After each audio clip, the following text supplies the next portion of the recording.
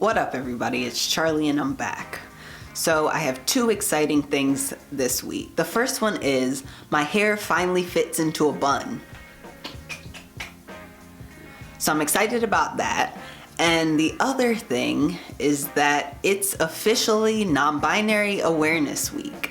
As you know, I'm non-binary and this week is super special to me, and so I want to take this time to focus on some facts and figures about non-binary people. Before I get started, I want to actually define the term non-binary. What does it mean and who are these people? According to the National Center for Transgender Equality, most people, including transgender and cis people, identify as either a male or a female. But for some of us, we don't feel like we clearly fit into either one of those categories.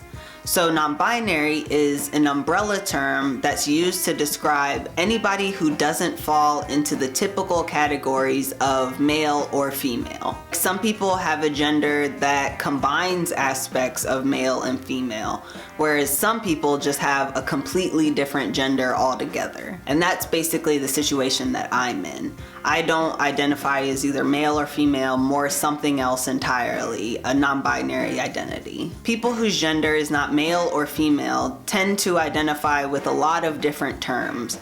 Other terms include genderqueer or bigender or different things like that. But the most common one is non-binary. None of these terms mean the same thing exactly, but they all fall under this general umbrella of not identifying as either male or female with their gender identities. People's sex is a different thing, but for their gender identity, people don't identify as male or female.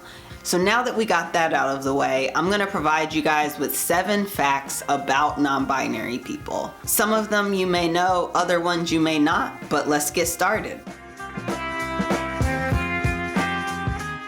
The first one is that roughly 1.2 million people identify as non-binary in the US. I feel like people try to pretend that that number isn't big, but that's a lot of people. The second thing is that non-binary identities are nothing new.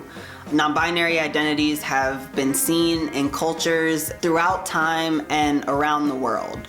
So it's not really a new thing, it's just more people are realizing that they identify under that umbrella. The next fact is that there's no uniform way to be non-binary. Non-binary people come in all different shapes and sizes. I know when people think about non-binary, they think of some like androgynous looking person. But the truth is some non-binary people dress either feminine or masculine, or some people switch between the two, or however they feel today. So there's just no one way to look or be non-binary. With that being said, all non-binary people don't use they, them pronouns. Yes, those are some of the most common pronouns, but there's a ton of different neo-pronouns that people use, and those are all valid and should be respected in the same way that people respect a cis person's he, she, or whatever they want to be called. Another fact is that some, but not all non-binary people choose to go through medical transition or any sort of surgeries to align their bodies with their gender identity. Some people are perfectly happy with the way they came out the womb and choose to physically stick with that. Other people change some things, but not others. So it really depends on the person and what they choose to do with their body and what helps them align themselves with their gender identity. The next fact is something that people get kind of mixed up, that non-binary people doesn't mean you're intersex. Intersex specifically describes people who are born with ambiguous genitalia. A lot of them tend to identify as either a man or a woman, whereas non-binary people don't identify with either of those categories fully. And finally, the last fact is that most transgender people are not non-binary. We only make up about 11% of the total LGBTQ community. So stop treating binary trans people like they're non-binary. Most trans people don't want they, them pronouns, whereas non-binary people might be drawn to those even more.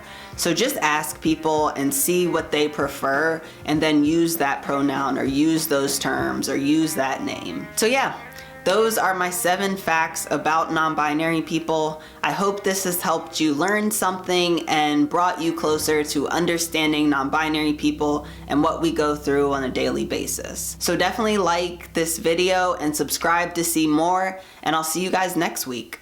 Deuce.